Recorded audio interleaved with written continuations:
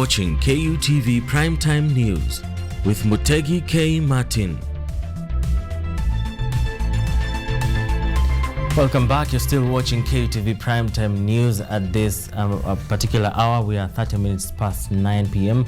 and we are back, as I promised you, with an interesting conversation that we need to talk about right now. We need to address this particular issue, and I'm talking about the issue of what you might have heard of as SGBV, and especially in our public transport. This is sexual and gender-based violence in our public transport. And with me, I have interesting ladies tonight. Margaret Atieno, gender specialist at Organization of African Youth. We have Bridget Muthoni, advocacy associate at International Youth Alliance for Family Planning, that is IYAFP, and Judy Moneki, consultant at Gender Specialist Union. Consultant and gender specialist, I beg your pardon, and they're here to address the issue of sexual harassment in the public transport. And many Kenyans out here are using public transport, and this is the main mode of public transport, as many people don't have their private means of moving from place to place. And this is a place where there have been cases of sexual harassment, and in this sector we have had cultures that have excused and encouraged this particular behavior. And a team of people have come together, and a consortium report is now out addressing this particular issue. And we have these three representatives from these different organizations to help us understand what is really happening and how we can stop it right now. And I'm going to start with Judy, who is going to tell us. Judy, welcome to the show today, together with Bridget and Margaret. And I'm going to go over straight to Judy, and let's define sexual harassment. And I'm asking this because is there a possibility that we have people who have been sexually harassed, especially in the public transport sector, without their knowledge? Judy. So, Martin, thank you so much for welcoming us to the show, and looking forward to a great discourse. So, sexual harassment is just a small aspect in the whole scope of sexual and gender-based violence, which we abbreviate as SGBV, and we commonly use it as that term. So sexual harassment is just one aspect of it, because SGBV is a very broad topic and a very broad area that covers any form of harassment, may it be domestic, may it be sexual, may it be emotional, psychological, psychosocial. So it's a very wide scope. So for sexual harassment, we are talking about an issue where we have maybe somebody, or a man or a woman, it could be either gender, that somebody is let me put it this way, it's having somebody or people not, sorry. All right. And as we talk about this also, it's important for us to understand there's this particular sector that we're talking about, which is the public transport. And I'm going to come back to you, Judy, so you can finish your point. But it's also important for us to understand that people have been sexually harassed in this particular sector. And if I may cross over to you, Bridget, when it comes to this particular sector, which mode of transport, of public transport, is affected the most? Because now we have train, which is also part of this. We have ferry in the coastal regions, and we have the public transport in the matatu sector. We have now private cars which are working for public transport, the taxis and all. Which area is really affected most, and why is this? Thank you, Martin. So in Kenya, the major mode of transport is public transport. And then in our assessment, we did it in Nairobi County in 3 routes. That's Thika Road, Jogoo Road, and Ngong Road. And the findings that we came up with is that matatu has the highest percentage of sexual harassment at 60.78%, followed by digital taxi at 21%. Then we have the boda bodas at 11%. And the list is railway transport with 5.88%. And the reason why matatu has the highest, it's because it's the mode that is mostly used by most commuters in Kenya, and especially Nairobi. Thank you. Right. And now let me move over to Margaret, who is going to help us understand this situation even in a deeper context. And Margaret, would you kindly talk to us about the findings on the rapid assessment on sexual harassment in this particular sector, kindly? Thank you so much, Martin. My name is Margaret Akinyatino. I'm a gender specialist. We did an assessment on the extent and the nature of sexual harassment in public transport within the three consortiums, that is the IYFP, Organization of African Youth, and YACT. And some of the things that really came out strongly was in line with lack of knowledge on policies, and also lack of awareness of rights, and also in terms of justice, people who experienced sexual harassment were not able to go to report because they felt that the police won't take action. So, and some of the policies that we have, that is the Sexual Offences Act, only term sexual harassment as a penetration, but yet we know there are various forms of sexual harassment that is include catcalling, and also verbal abuse, like somebody says you have big butts and it's not welcoming to somebody. So generally the findings were more on lack of knowledge and lack of response by the police sector. So is it possible, just before we move on, is it possible that someone can also sexually harass another person without their knowledge, the perpetrator? Is it possible? Yes, it is very possible that somebody can harass another person without their knowledge. For example, let's say when I board a matatu, somebody says that my shirt looks good, or I have beautiful legs or something like that. Yet the tone that comes out with it, and then also it doesn't really augur well, because we don't know each other. Why are you complimenting me in a negative way? And that normally hurts the commuters. And also, if I can say that it's also the drivers and the conductors also go through sexual harassment, but we tend to understand that mostly it happens to commuters. But even the service providers, they do go through sexual harassment. But somebody, for example, when I'm seated next to a driver and I'm wearing a mini skirt, some of the points that came out, the driver said that they were being sexually harassed. But yet me, when I dress like that, I feel it's on my own comfort. So that is another way of maybe affirming that you are sexually harassing that person without their knowledge. But since we conducted the assessment, we tended to create awareness on ensuring that people know about sexual harassment in terms of the dressing, even though your dress should be your choice. Nobody should harass you because of the way you're dressing. Yeah. Mm-hmm. Allow me to loop in Judy and Margaret, and Judy and Bridget, I beg your pardon. This is because there are a few things you've mentioned are of concern to me.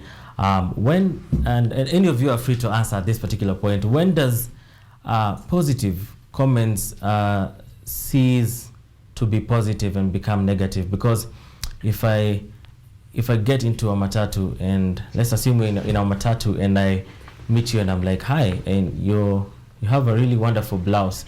I need to know if that, what is the threshold? Where do we need to get to so that it becomes it enters into the category of SGBV? And also, as you answer that, there's also one thing that you've mentioned that is of concern as well, where my dress, my choice. Do we have a limit? Do we have a threshold? And Bridget and Judy can actually come in and also address this. So I could probably recollect my thoughts from where I left, yeah?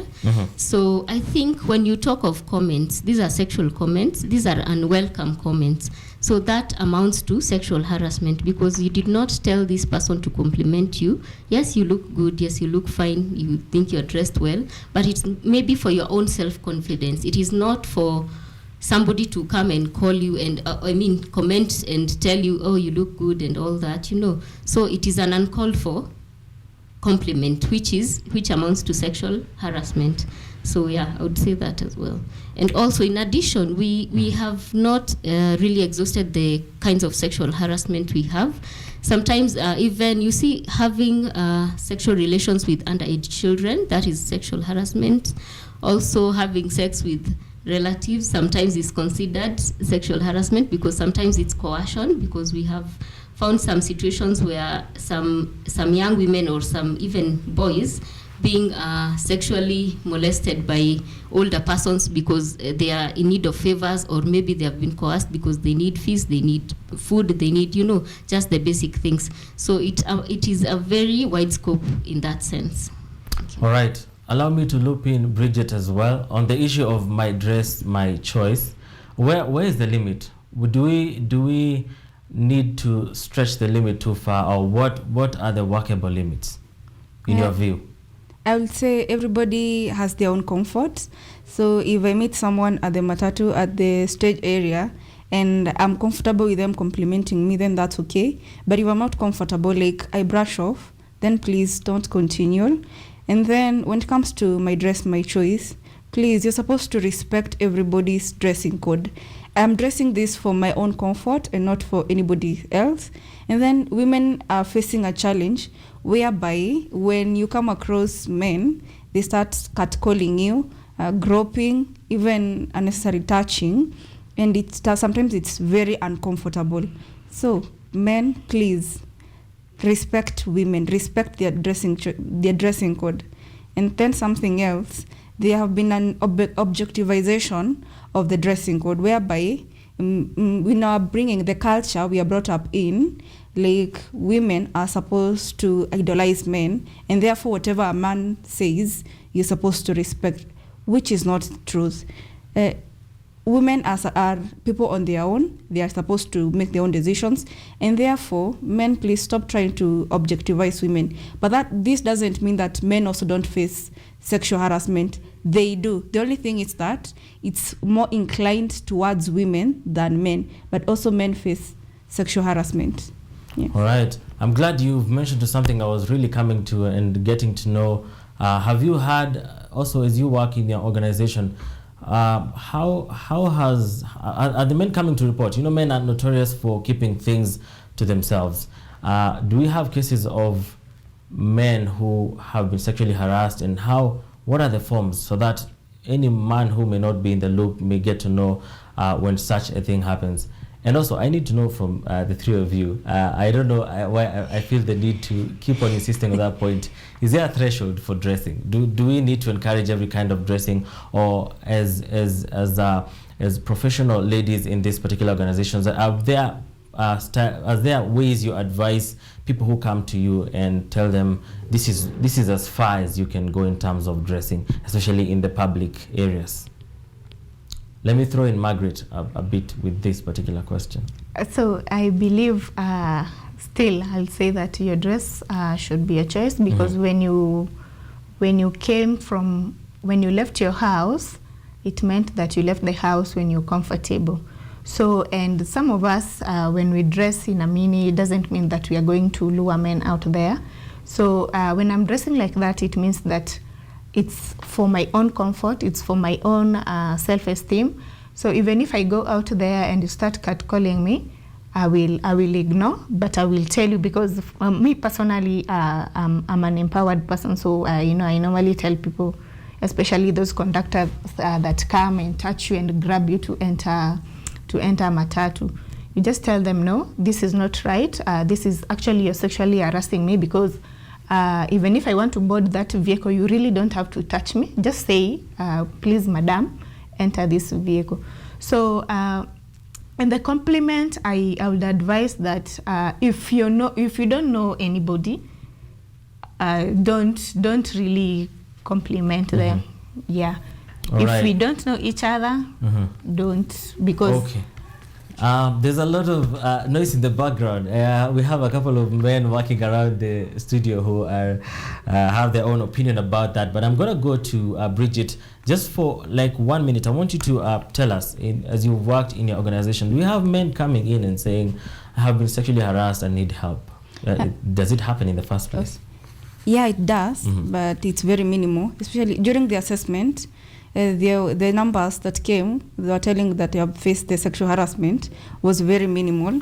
But later on, as we went back to the field, we assessed several circles. We wanted to know to what extent, what have they improved after we had trainings with this circle management. So after going to the field and meeting with the management team, we got cases whereby men have been harassed. The cases have escalated, even whereby they have to go to the police station, and it was dealt with. So yes, men do report, but it's very minimal. And this happens because of the societal perception, whereby men should act strong, they shouldn't talk about it, and there's no way a man can be harassed, whereby it's not true. Men also get harassed, and so we encourage that men also should report these cases. All right, interesting. Men also get harassed, and if you're a man out there and you feel you're sexually harassed, you need help, and these are the people you should be talking to. Allow me to come back to you, Judy. And Margaret earlier mentioned about a few policies that are there on SGBV. Talk about a few more policies that are there, and the big question is, are these policies being implemented in the first place? So thank you, Martin. But before I delve maybe into the policies and touch a bit on that, I also want to talk about the data or the statistics we get on SGBV cases that are reported. Like for the Gender Recovery Center in Nairobi Women's Hospital. So since it began in 2011, 2001 or thereabout, it has reported 44,000 cases of SGBV. And majority were women. Actually, out of all those cases, only 5% were men. And annually, we get 3,000 per year. So that means the statistics are very alarming to date. And we don't know how many of these are in the public transport sector, because most of these are maybe domestic cases or cases that have been reported maybe even just through referrals or through health centers or through maybe police stations, because some people seek they seek legal issues. They seek legal help before they actually go to the hospitals. So yeah, that's just a point I wanted to pass across. So in addition to the Sexual Offences Act of 2006, we also have the Protection Act Against Domestic Violence. This is of 2015.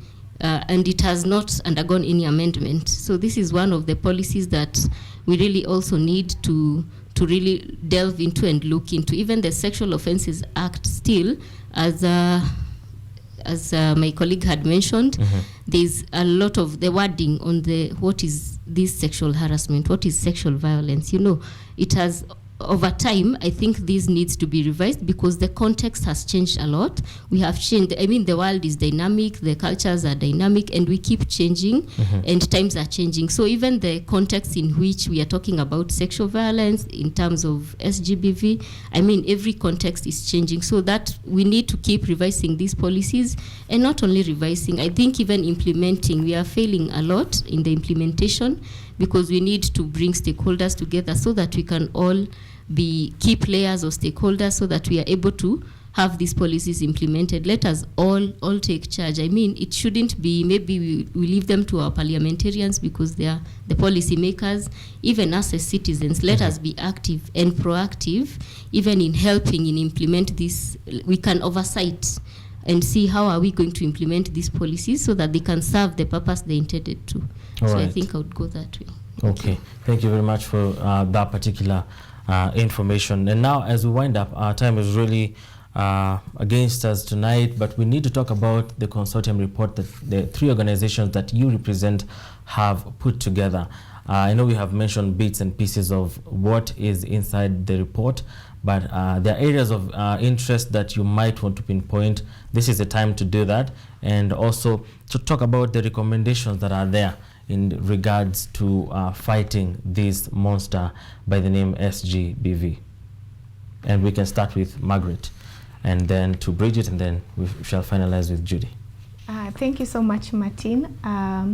During the findings of the assessment proved that there exists sexual harassment in public transport spaces, and it stood at 87%, which is very worrying compared to the 12% in which people said that they have never experienced nor witnessed. And 87%, the 87% say that they have experienced or have seen sexual harassment happening. And some of the findings that really came out strongly was there was a policy gap in the Sexual Offences Act, and there is need to amend the Sexual Offences Act to include other forms of sexual harassment. And another finding was that men also go through sexual harassment, but they fear going to report, because when they go to report to a policeman, the policeman will first laugh at them, and then they'll tell the story to another person, and then they end up being storytellers within the police station. So therefore they sort of fear reporting the cases. And some of the recommendations, well, I would say another gap was in that the matatu industries, the matatu circles do not have code of conduct which guides how the commuters and the service providers should relate, especially in the matatu sector. But in the taxi, the Uber, the private sector taxi, they had the code of conduct, which resonates with how the service provider should treat the customer. So some of the recommendations that came out strongly is that we want to create awareness so that people can know that sexual harassment exists, and also people know that the forms of sexual harassment is not only penetration, but even an appropriate touching is a form of sexual harassment. Another recommendation was to help the circles to have a safeguarding policy that will help them to ensure that the service providers are trained and they know the forms of sexual harassment, even the ones that we in quotes we call them the kamagera, the jazazaza ones, the ones that every stage goes there and give around 50 shillings. They're the ones who are prone to sexually harassing commuters. So it is in our hope that some of the recommendations that we put from the findings of the report is that we will go out there and train those people, and also we as individuals in our capacity, when somebody harasses you, you need to tell them, because some of them don't know that they are harassing you, that it is indeed true that they are harassing you. So we need to train them and also create awareness. All right, thank you so much, Margaret. I'm going to go over to Bridget and Judy. I'm going to give you each 1 minute because we're out of time. We need to be out of here in 2 minutes or so. Kindly, your parting shot and what you would want to drive home in this particular conversation. Okay, I'll say the key thing in addressing the issue of sexual harassment is reporting. Whether you're a victim or you've witnessed the sexual harassment, make sure you report these cases, because it's going to help you as a victim to heal, and also it's also going to help the government and the rest, those who are involved, in addressing the issue of SGBV in public transport. In terms of recommendations, I'll talk of responses, improving responses, and in that area, we have come up with toll-free lines whereby you can call whenever you experience or witness sexual harassment. For adults, we have 1195, and for children, it's 1196. So anytime you experience such kind of harassment, you can always call those lines and your issue will be addressed. Then in most police stations, they have come up with gender desk. So also if there is any issue of sexual harassment, you can always report to the police stations. Another recommendation, we are talking of protection of witnesses. If someone is a victim, we are talking of the government should come up with forms whereby they can protect the witness from being harassed, also for coming out to speak about the harassment they either experienced or they witnessed. All right. Thank you. Thank you very much. Now, Judy? So my colleagues have said much. So I think for me, I would just say the messaging. Let us be keen on the messaging we are passing on to the public in terms of we need to have palatable messaging that the public can really understand, especially in terms of matters SGBV, because sometimes we use technical terms. Not everybody in the medical field or in a technical field, so we need messaging that is quite understandable, so that even as we try to mitigate this issue of SGBV from escalating and trying to lower matters rape, matters sexual harassment, we can actually achieve these targets. All right, thank you so much, Margaret, Bridget, and Judy, for joining us tonight and giving us this insightful insights on this particular conversation. Now, there you have it, viewer, and you know what to do in case you're facing this. The first thing is to report. Then these organizations are here for you to help you get through and find justice. We take a short break. We'll be right back with sports news. Don't go anywhere. Thank you, ladies.